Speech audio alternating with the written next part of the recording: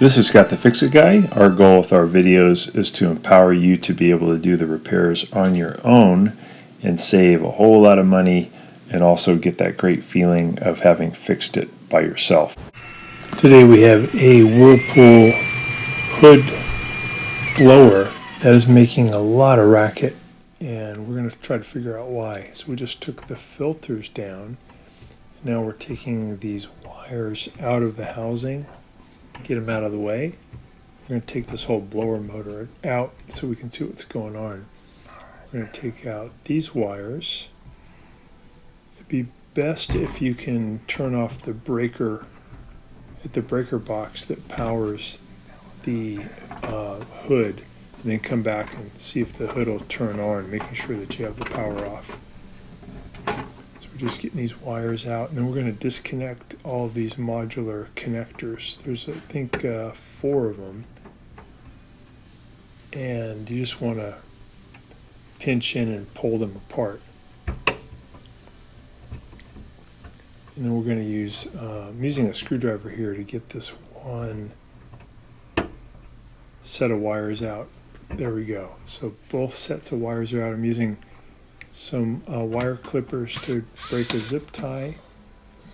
And now I'm sped up the camera a little bit, but I'm taking out a bunch of Phillips head screws that are holding in this cowling. I think there's probably 8 screws holding it in. Get those all out, and then I'll remove that cowling. And then there's just 2 screws that are holding the blower motor in, but to get to them we have to remove the protective cowling that's up top of the vent area that's encasing the vent tube itself. So I'm still just taking those Phillips head screws off. And now we're going to remove that little cowling piece.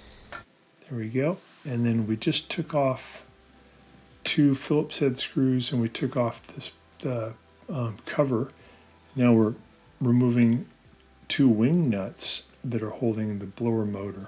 But you have to remove that cowling to get to those wing nuts. I'm going to unplug it while I have access here. Doing the other wing nut on the other side. And then if I hold up the blower motor, I can push in to remove the screws that are holding it in. I do have to remove one ground screw or one ground wire that'll hold the blower motor. Also, it's located up where the other electronics are. Here, we'll see it in a second. So this little wire here, to take off a brass nut that's holding it on. Take the wire off, and I'll just put that brass nut back there so I don't forget where it came from. And now I should be able to, got those screws out that are holding the blower motor, I should be able to pull the blower motor out. I'm going to bring it down, kind of wiggle it out. I might have to move the wires a little bit out of the way because they're taking up some of the space. And if I can get them out of the way, it's going to make it easier for the blower motor to come out. I got a feeling that something is caught in the thing called the squirrel cage, the blades that spin really fast and rubbing against it. I've opened these up before and found like acorns and things that squirrels had dropped in through the vent tube on the roof. And now I notice there's a piece of plastic laying in here, and that's what was rubbing, making that terrible noise. This is part of a little door that opens up when the blower motor is active. It must have come loose and fallen down in. And when you look up in there, you can see there's another half of it that's still in place. So that was what was causing all the noise. You may find something else in there. If there's nothing in there causing the noise, it could be bad bearings, and then you would have to replace the blower motor. Yeah, that's what was rubbing. So we got that out. We're going to put it back up in now. We're going to feed this ground wire up. I'm going to hold the blower motor with my left hand and feed the ground wire up right alongside the other wires through a little hole to bring it up there near the electronics. And then I'll go ahead and put that ground wire back onto its metal post and put the little brass nut on to hold it in position. And I'll tighten it up with a pair of pliers. I'm just kind of feeling where it is because I can't see, so I'm just doing it by feel. Now I can see it. There's the ground wire. So I'm going to lift the blower, push the ground wire up there, and then grab it with my other hand. There we go. I'll put that back on the post that it came from, holding the blower motor with my other hand. Push it up in there.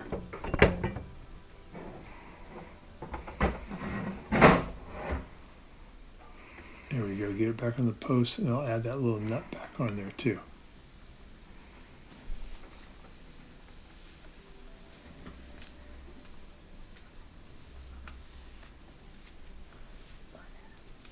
So this is on a Whirlpool vent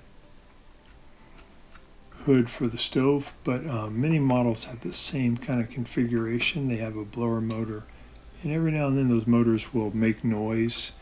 In my experience, it's usually not a bad bearing, but something has fallen in and is rubbing against the squirrel cage. So if you can get the motor out, you can usually get the foreign object out of there. So here's our motor. We're going to push it back up in there. We're going to get the wires out of the way. And we'll add those screws. There's 2 screws that are holding the blower motor up in there. And then once the screws are in position, we'll add those wing nuts back to tighten them up. So I'm getting that lined up, and then I'm going to go ahead and put one of those screws in to hold it.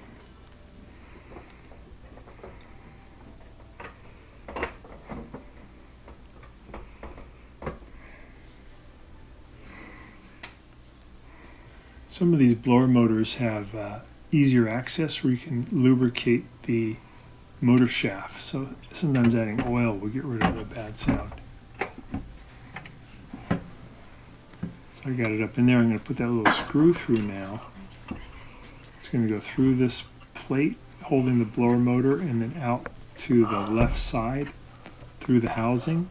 And that's where I can add the little wing nut to it. And I'll do the same on the right side.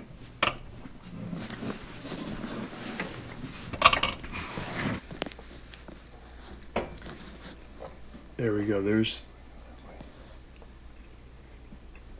another way you can do this is you can add the screw coming in from the outside. That works too. So you get the screw coming in from the outside and have the wing nut on the right side. I have it on the inside. And then on the left side here, I have the wing nut on the outside. I'm tightening that by hand. And my right hand is holding the screw on the inside while my left tightens it. Now I'm just hooking up all of those modular connectors. And do want to make sure those are on nice and tight. Those are controlling things like the light and the motor speed. And also there's one that goes off and it's a high limit. So if it got really hot in there, it would turn off the power to the motor to protect it.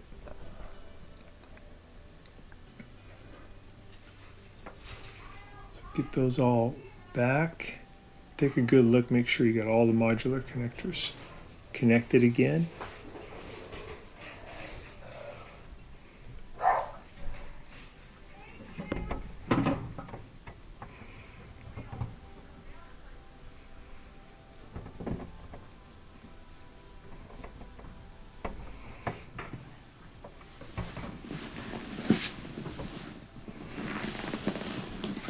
There we go.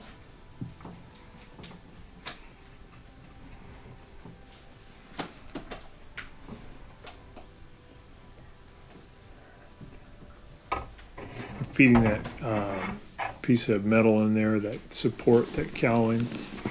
And get it around the wires first, and then push it up into position, and then I'll add, I think it's six or 8 screws that hold that in, Phillips head screws.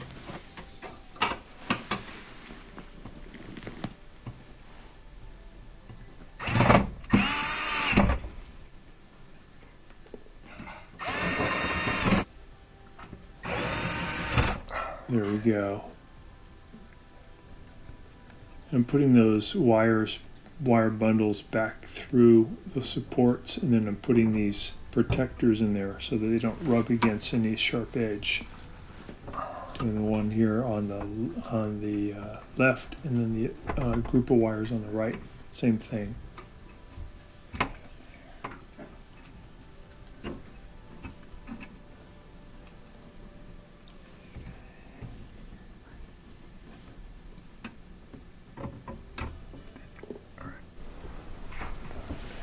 Plugged it back in,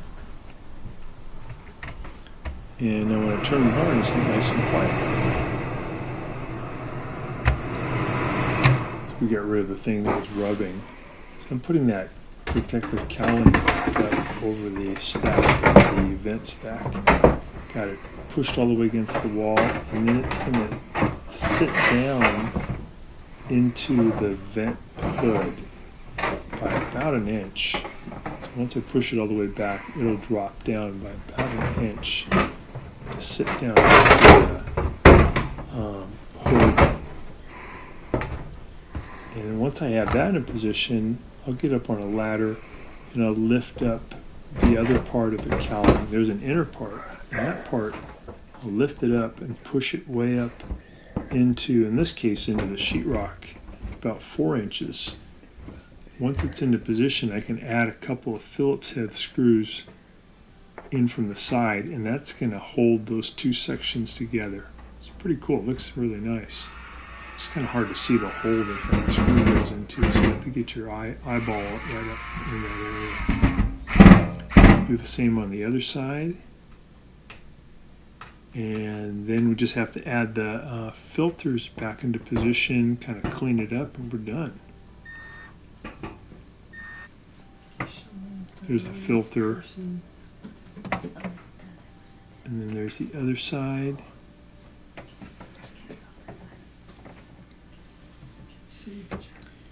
Lock it in, looks good, and everything looks good, works good, nice and quiet. So thanks so much for watching. Thanks so much for watching our video. We really appreciate your support. And when you get a chance, please press the subscribe button below so you can be subscribed, and also the notification bell so we can send you more videos about appliance repair.